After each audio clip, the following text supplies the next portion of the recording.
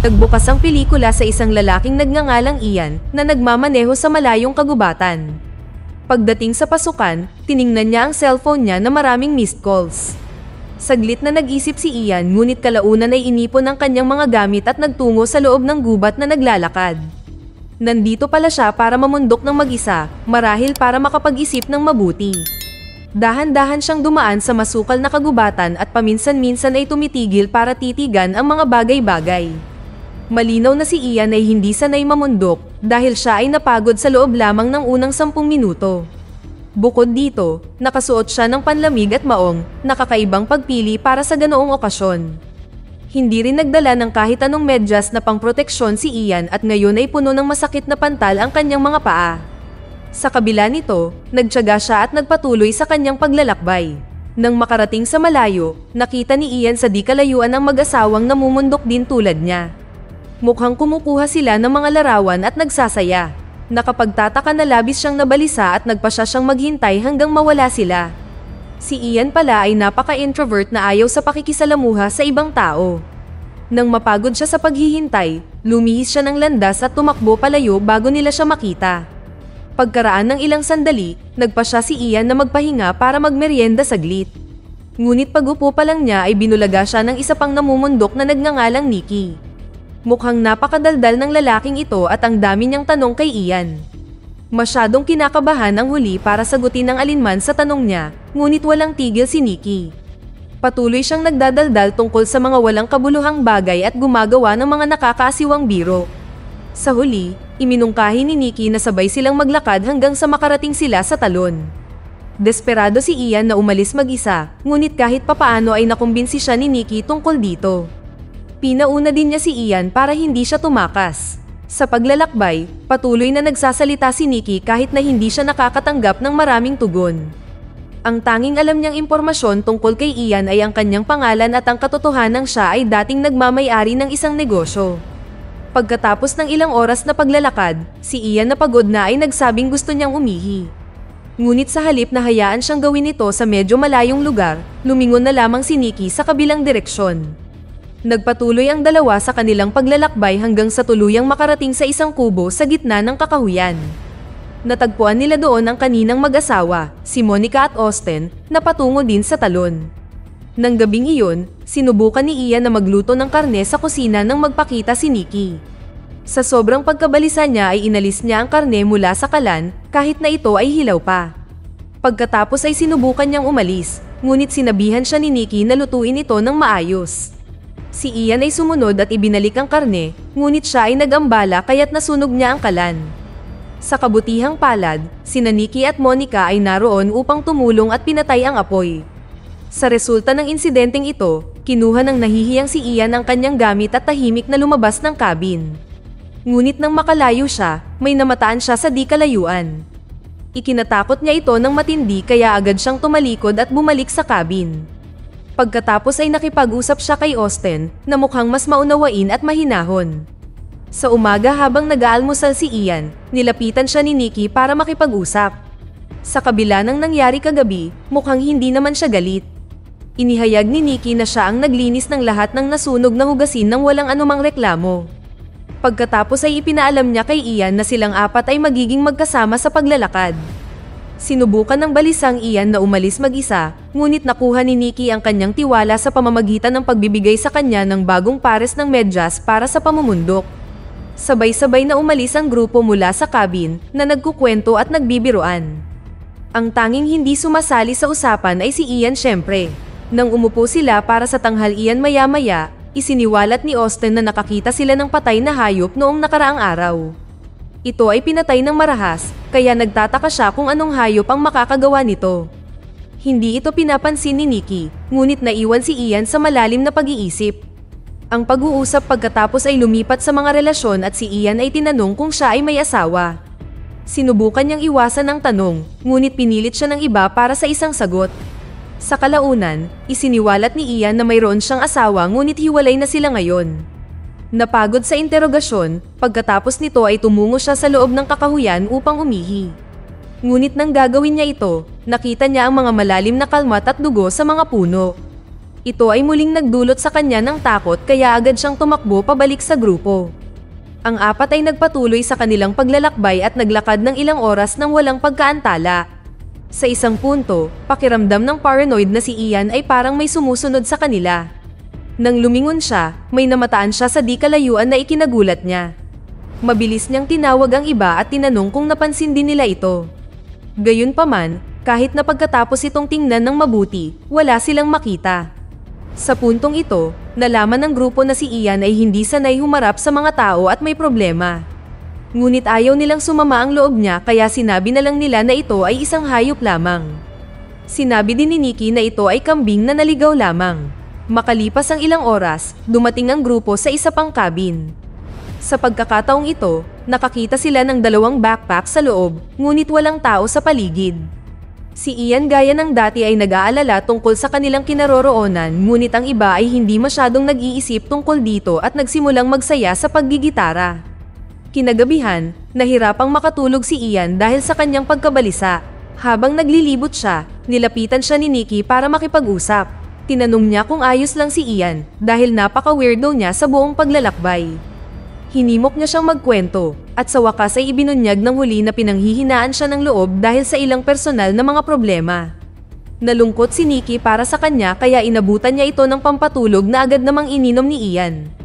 Pagkaalis ni Nikki, nagsimulang gumala ang kakaibang lalaki sa silid. Dinaig siya ng kuryusidad at tiningnan isa-isa ang mga inabandonang backpack. May nakita siyang camera sa loob nito na walang pag-aalinlangan niyang binuksan. Pagkatapos ay natuklasan niya ang 2 babae na naglalakad sa kagubatan at nagsasaya. Ngunit sa isa sa mga larawan, napansin ni Ian ang isang lalaki na nagmamatsyag sa kanila mula sa malayo. Nang mag-zoom in siya, laking gulat niya nang malaman na ang lalaki ay walang iba kundi si Nikki. Sinubukan ni Ian na malaman ng higit pa ngunit nahilo siya bigla. Ito ay nang siya ay maghinala na ang ibinigay sa kanya ni Nikki na pampatulog ay isa palang droga. Sinubukan niyang humingi ng tulong ngunit hindi nagtagal ay nawalan siya ng malay at bumagsak sa sahig. Nang magising si Ian sa umaga, nakita niya ang kanyang sarili na natutulog ng payapa. Tinakpan pala siya ni Nikki ng kumot para hindi siya magkasakit. Ngunit si Ian ay naghihinala pa rin sa madaldal na lalaki at nagpatuloy sa pagbubunyag tungkol sa kanya. Inilabas niya ang camera at iginiit na minamatsagan ni Nikki ang 2 babae. Hiniling ni na Austin at Monica na makita ang larawan, ngunit tila naubos ang baterya ng camera. Sa kabila nito, inakusahan ni Ian si Nikki ng pag-akit sa mga babae patungo sa tahimik na lugar at pinatay sila. Sinabi rin niya na pinainom siya nito ng droga kagabi dahil malapit na niyang malaman ang katotohanan. Nang marinig ang lahat ng ito, hindi man lang sinubukan ni Nikki na ipagtanggol ang sarili, natigilan siya na ang mga ganitong akusasyon ay ginawa laban sa kanya. Maging ang 2 pa ay nalilito sa gustong sabihin ni Ian. Sa sandaling iyon, ang 2 babae ay dumating sa cabin, iniwan si Ian na ganap na napahiya at nagsisisi. Sa sumunod na eksena, nilapitan niya si Nikki at humingi ng tawad sa kanyang ginawa. Inamin niya na naging paranoid siya dahil sa kakulangan ng tulog at tamang pahinga. Ang nakakapagtaka, pinatawad pa rin siya ni Nikki at umarte na parang walang nangyari. Mahinahon din sina Austin at Monica sa sitwasyon dahil naaawa talaga sila kay Ian. Sinikap nilang suportahan siya sa lahat ng paraan na magagawa nila. Maya-maya, nag-impake sila ng mga gamit at nagpatuloy sa kanilang paglalakbay. Hindi nagtagal ay nakarating sila sa Sangang Daan, 100 patungo sa Talon at ang isa naman sa kagubatan ng Kauri. Pagkatapos ay inanunsyo ni na Monica at Austin na gusto nilang magtungo sa kagubatan dahil nabalitaan nilang mas maganda ito. Kaya, ang 2 grupo ay naghiwalay ng landas at pumunta sa magkahiwalay na direksyon. Naglakad ang mga lalaki ng ilang oras pa at dumilim na. Sa isang punto, muling namataan ni Ian ng isang bagay sa di kalayuan na ikinatakot niya. Ngunit agad ding nawala ang kanyang takot nang makita nila ang magandang talon. Saglit na nagsaya ang 2 sa magandang tanawin bago nagpatuloy sa kanilang paglalakbay. Maya-maya, dumilim na at kailangan nilang dumaan sa makipot na daan. Iginiit ni Ian na ibang ruta ang kanilang tahakin ngunit sinabi ni Nikki na wala na silang ibang pagpipilian. Pagkatapos ay ibinigay niya sa natatakot na lalaki ang kanyang mamahaling flashlight at hiniling sa kanya na mauna. Nag-aatubili si Ian na sumulong at naglakad sa madilim na lugar. Ngunit hindi nagtagal ay nadulas siya, dahilan para mahulog ang flashlight sa ibaba. Ikinainis ito ni Nikki at inutusan niya si Ian na bumaba doon at kunin ang kanyang flashlight. Ipinaalam din niya na gumastos siya ng $300 para doon. Nag-aalangan na sumunod si Ian at nagpadaos-dos pababa sa tuktok para makuha ang flashlight. Ngunit sa sandaling iyon, napansin niya ang isang madilim na figure na nakatayo sa tabi niya. Dahil sa gulat, tumakbo siya palayo habang sumisigaw ng napakalakas. Narinig ni Monica at Austin ang kanyang paghiyaw na nagkataong nasa malapit at sumugod sa kanya. Dumating din doon si Nikki at tumingin sila sa ibaba para hanapin ang humahabol kay Ian. Gayunpaman, muli ay wala silang nakita. Pagdating sa pinakamalapit na cabin, seryosong nag-usap sina Nikki, Austin, at Monica. Nag-aalala sila para kay Ian at gusto siyang mailabas sa gubat na ito sa lalong madaling panahon. Dahil nasa honeymoon ang mag-asawa, maghiliw na nag-alok si Nikki na ihatid siya. Handa pa rin siyang tulungan ng balisa, kakaiba, estranghero, sa kabila ng lahat ng nangyari. Lumapit ang tatlo kay Ian at ipinaalam sa kanya ang kanilang desisyon. Nakapagtataka, hindi siya tumutol para dito. Kinaumagahan, naglakbay sina Ian at Nikki patungo sa lungsod. Ilang oras silang naglakad hanggang sa nagpaalam si Nikki upang magbawas at pumunta sa isang sulok. Pagkatapos ay kinuha ni Ian ang sandaling ito ng pag-iisa upang gunitain ang lahat ng nangyayari.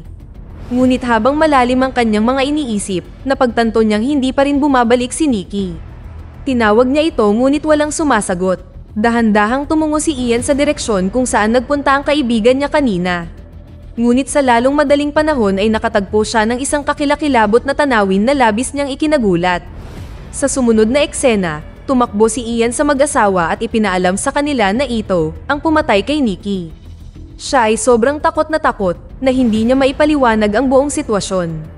Dahil dito, naniwala ang mag-asawa na si Ian ang pumatay kay Nikki kaya pinakiusapan nila itong layuan sila. Inilabas pa ni Austin ang kanyang kutsilyo at binantaan siyang umalis. Pagkaraan ng ilang sandali, nang ang mag-asawa ay nakalayo ng kaunti, nagpa siya silang kumuha ng ilang mga larawan. Ngunit bigla na lang, may humila kay Monica palayo na hindi nakikitang puwersa. Nagdulot ito kay Austin ng matinding takot at nagmamadaling hinanap siya. Gayunpaman, ang tanging nadatnan niya ay ang kanyang lasog-lasog na katawan na nakahiga sa gitna ng kagubatan. Naroon din si Ian, na nagtulak kay Austin na maghinala na siya ang pumatay. Sinubukan niyang atakihin siya ngunit naipit ang kanyang paa sa pambitag ng oso. Ito ay nang lumitaw ang malaking dinosaur na parang ibon sa di kalayuan at kinaladkad ang bangkay ni Monica palayo. Ang mga lalaki ay naiwan sa ganap na pagkabigla sa kanilang nasaksihan. Napagtanto na hindi ligtas dito, mabilis na pinalaya ni Ian si Austin mula sa bitag at inihatid siya sa cabin. Nilock nila ang lahat ng pinto at naghanda para sa pagdating ng halimaw. Gaya ng kanilang inaasahan, ang mala-dinosaur na ibon ay nagpakita at sinira ang pinto. Agad nitong sinaksak sa mukha si Austin gamit ang mala-espada nitong toka at pinatay siya. Pagkatapos ay hinabol ng ibon si Ian, ngunit ang ating weirdong bayani ay mukhang isang mahusay na manlalaban. Hinawakan niya ang leeg nito at itinulak sa lupa. Pagkatapos ay sinakal niya ang ibon ng buong lakas hanggang sa tuluyan na itong tumigil sa paghinga. Nang sumikat ang araw kinaumagahan, si Ian na pagod na ay dumaan sa kagubatan. Nang malapit na siyang makarating sa parking lot kung nasaan ang kanyang sasakyan, napansin niya ang isa sa mga bangkay ng mga babaeng namumundok na nakasabit sa puno. Pagkatapos, sa pakikipagsapalaran ng kaunti pa, nakatagpo siya ng ilang malalaking itlog na nagpapahiwatig na mayroong higit pa sa mga nilalang na ito. Si Ian na natatakot ay sinubukang tumakas ngunit bigla siyang inatake ng malaking lalaking hayop. Inapakan nito ang kanyang binti at sinaksak ang kanyang hita. Sa kabutihang palad, nakatakas siya sa pamamagitan ng pagtanggal ng kanyang maong. Tumatakbo si Ian hanggang sa makarating siya sa kalsada. Natapos ang pelikula nang parahin niya ang isang kotse at desperadong sinabing tulungan mo ako. Dito na nagtatapos ang kwento. Sana ay nagustuhan nyo. Mag-subscribe na kung hindi ka pa nakasubscribe. Pindutin na rin ang notification bell at like button upang matulungan ang channel, and leave a comment down below. And as always, thank you for watching.